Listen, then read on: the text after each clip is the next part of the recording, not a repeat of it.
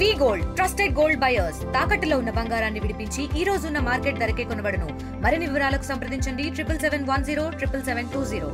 ఈ రోజు కందుకూరు గ్రామంలో గోకులాల్ షెడ్ ఈ ఊరికి శాంక్షన్ అయింది, పూర్తయింది. దాన్ని ఓపెనింగ్ చేయడానికి ఈరోజు ఇక్కడికి రావడం జరిగింది.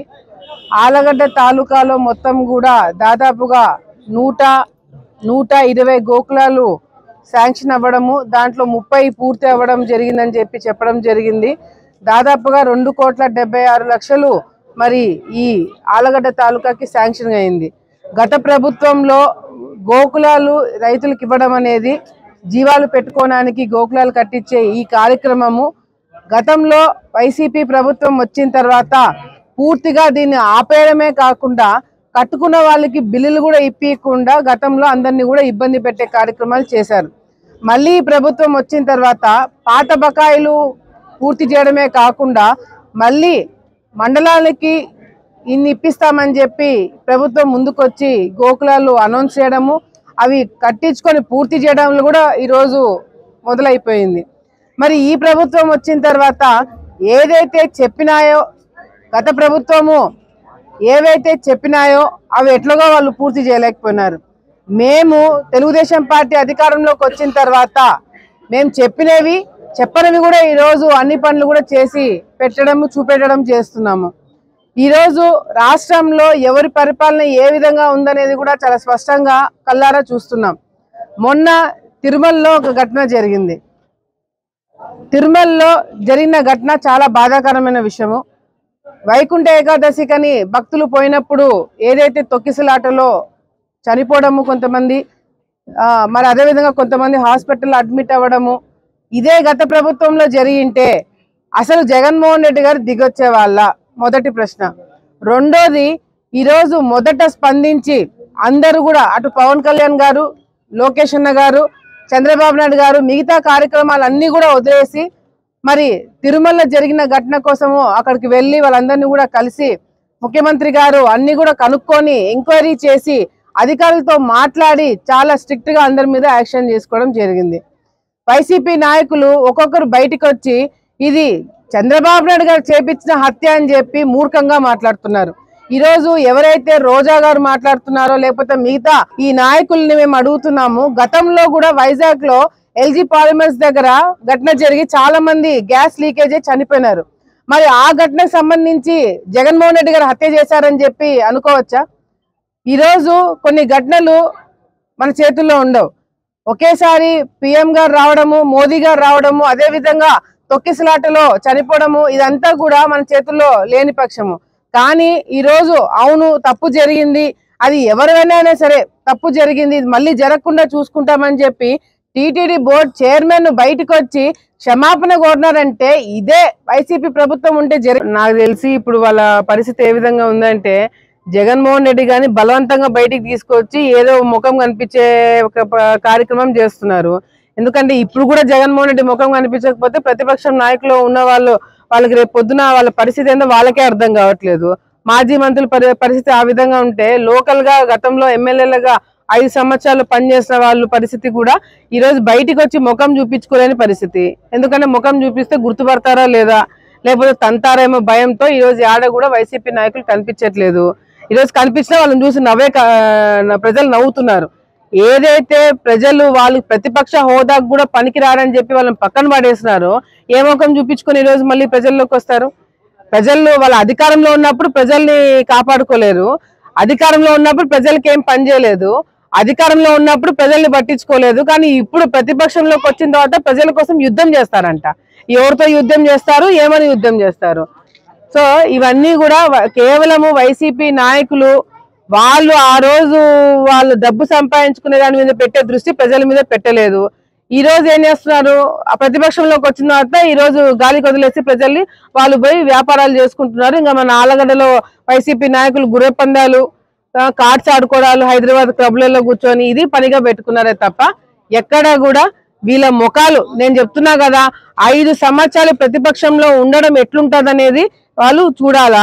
మేము కూడా వాళ్ళ ఆలగడ్డలోనే ఉండాలా, ప్రజల్లోకి ఏం జరుగుతుందో ఏం పనులు కావట్లేదో వాళ్ళు కూర్చొని మాట్లాడాలని మేము కూడా కోరుకుంటున్నాం. కానీ ఎవడు దొరకట్లా, ఎవడు కనపడట్లా, ఎవడు మాట్లాడట్లా.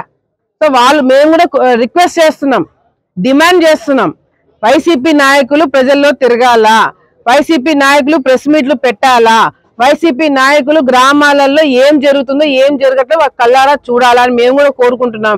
వైసీపీ నాయకులు గెలిచిన వాళ్ళు అంతో కొంత 11 మంది అసెంబ్లీకి రావాలని మేమే మొత్తుకుంటున్నాం. జగన్మోహన్ రెడ్డి రావట్లా, ఆయన కోసమే అందరం గెలుచుకొని కూర్చున్నాము, ఆయనకు చూపెడదామని. ఆయన అసెంబ్లీకి రాడు, ఆయన గెలుచుకునే ఎమ్మెల్యేలను పంపించాడు. సో వైసీపీ నాయకులు ఎక్కడున్నా దయచేసి దాక్కున్న వాళ్ళందరూ బయటికి రావాలా, మీరు కనపడాలా ప్రజలకని మేము కూడా కోరుకుంటున్నాం. నాయుడు గారిని కలిసి మండలానికి 40 సరిపోవు, ఇంకా ఎక్కువ కావాలా. ఎందుకంటే మండలానికి 40 వేస్తే పెద్ద పెద్ద గ్రామాలు ఉన్నాయి, చాలా మంది అప్లై చేసుకున్న వాళ్ళు ఉన్నారు కాబట్టి ఆ 40 కూడా సరిపోవని చెప్పి ఎక్స్ట్రా కూడా మనం అడిగి తీసుకోవడం జరిగింది. ఫ్యూచర్ లో కూడా అంటే ఈ ఫైనాన్షియల్ ఇయర్ ఇప్పుడు మార్చ్ తర్వాత మళ్ళీ బడ్జెట్ మనకి కేటాయిస్తారు కాబట్టి ఆ మార్చ్ తర్వాత ఇంకా ఎవరికైనా కావాలంటే కూడా గోకులాలు ఇవ్వడం జరుగుతుంది. అలా అని చెప్పి కూడా మేము ఈ రోజు ప్రశ్నిస్తున్నాం. ఈ రోజు ఎవరైతే అటు ఏదన్నా వరదలు వచ్చినా, విజయవాడలో వరదలు వచ్చినా, రాయలసీమకి వరదలు వచ్చినా, ఎక్కడ ఏ ఘటన జరిగినా మొదట స్పందించేది చంద్రబాబు నాయుడు గారు. అది అధికారంలో ఉన్నా లేకపోయినా. అధికారంలో ఉన్న తర్వాత ముఖ్యమంత్రి వెళ్లాల్సిన అవసరం లేదని చాలా మంది చెప్పినా కూడా లేదు, తీరాల్సిందే, అక్కడికి వెళ్ళి వాళ్ళందరూ కుటుంబాలందరినీ కూడా కలవాల్సిందే అని చెప్పి ముఖ్యమంత్రి గారు స్వయంగా వెళ్ళిన పరిస్థితి. ఈరోజు జగన్మోహన్ రెడ్డి గారు వరదలు వచ్చి పంట నష్టం జరిగిందని చెప్పి చూడడానికి పోతే ఒక పెద్ద స్టేజ్ వేసుకొని అక్కడెక్కడో పంట నష్టం జరిగితే ఈయన కాళ్ళకి మట్టి అంటకుండా స్టేజ్ మీద నిల్చొని చూసే వ్యక్తి జగన్మోహన్ రెడ్డి గారు. ఈయనకి చంద్రబాబు నాయుడు గారికి పోలిక పెట్టడం అనేది చాలా దురదృష్టమైన విషయం. ఇప్పుడు కూడా వైసీపీ నాయకులు ఎవరైతే హాస్పిటల్లో ఉన్నారో వాళ్ళని చూడడానికి హాస్పిటల్కి వెళ్ళినప్పుడు అక్కడ పవన్ కళ్యాణ్ గారు ప్రెస్ మీట్ లో మాట్లాడుతున్నారు. కనీసం ఇంగిత జ్ఞానం కూడా లేకుండా గట్టిగా కేకలు వేసుకుంటూ, ఇంకా రోజా గారు అయితే ఏదో యుద్ధానికి వెళ్తున్నట్టుగా గట్టిగా కేకలు వేసుకుంటూ అరుచుకుంటూ కావాలని అక్కడ ఒక ఇష్యూ చేయాలని చెప్పి వెళ్ళే కార్యక్రమం చూస్తున్నాం.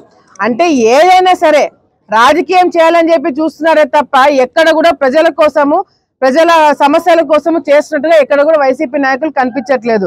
ఇంకా కొన్ని ప్రాంతాల్లో అయితే వైసీపీ నాయకులు కనిపించట్లా. కొన్ని ప్రాంతాల్లో ఎక్కడైతే అవినీతి చేశారో, ఎక్కడైతే అన్యాయాలు చేశారో ఆ ప్రాంతాలలో బయటికి కూడా రాలేని పరిస్థితి వైసీపీ నాయకులు చూస్తున్నాం. ఇంకో పక్కన జగన్మోహన్ రెడ్డి గారు ఏదో ముఖ్యమంత్రిగా ఉన్నప్పుడు ఎప్పుడు బయటికి రాడు, ఆయన ముఖ్యమంత్రిగా ఉన్నప్పుడు ఎప్పుడు ప్రజల్ని కలవడు, ముఖ్యమంత్రిగా ఉన్నప్పుడు ఎవరిని దగ్గర తీసుకోడు. కానీ ప్రతిపక్షంలోకి రాగానే ప్రజల మీద ప్రేమ పుట్టుకొస్తుంది. ఎవరైనా హాస్పిటల్కి వెళ్ళి ఎవరైనా బాధల్లో ఉన్నాడు, దెబ్బలు తగిలే హాస్పిటల్లో ఆక్సిజన్ పెట్టుకొని మాట్లాడుతున్నాడంటే వాళ్ళని చూసి నవ్వుతూ మాట్లాడతారా అండి? నవ్వుతూ ఏదో సైకోయిజం చూపిస్తున్నారు. బాగా జరిగిందిలే, మాకు దొరికినావు, నువ్వు నిన్ను పట్టుకొని రాజకీయం చేస్తామని నవ్వుతూ మాట్లాడుతున్నట్టుగా అనిపిస్తుంది అక్కడ. ఇది ఈ రోజు వైసీపీ నాయకుల పరిస్థితి. ఈ రోజు నేను చెప్తున్నా, చిన్న గ్రామాల దగ్గర నుంచి పెద్ద పెద్ద జిల్లాల దగ్గర నుంచి ప్రతి ఒక్క చోట కూడా ఈ రోజు అభివృద్ధి కార్యక్రమాలు చాలా బ్రహ్మాండంగా జరగబోతున్నాయి. అభివృద్ధే కాదు, నేను చంద్రబాబు నాయుడు గారికి గతంలో మేము అందరం చాలాసార్లు చెప్పినాం, ఇప్పుడైనా వైసీపీ నాయకులు బుద్ధి తెచ్చుకొని మీరు మరసంగా ఉంటే సరే, లేదు అంటే మీకు బుద్ధి చెప్పే కార్యక్రమాలు. ఎందుకంటే చంద్రబాబు నాయుడు గారు ఆయన మిమ్మల్ని పట్టించుకోడు, ఆయన మంచితనంతో పోవాలా, క్రమశిక్షణ అని చెప్పి మాట్లాడతారు. లోకేష్ అన్న గారు మేమంతా కూడా ఉన్నాం, మీరు అవాస్తవాలు మాట్లాడి రెచ్చగొట్టే కార్యక్రమాలు చేస్తే మాత్రము చంద్రబాబు నాయుడు గారు ఊరుకున్నా, ఆయన గురించి మాట్లాడే నోరెత్తితే మాత్రం మేము కూడా ఊరుకోరమని చెప్పి మరొకసారి వైసీపీ నాయకులకి హెచ్చరిస్తూ ప్రజలందరికీ కూడా హామీ ఇస్తున్నాము.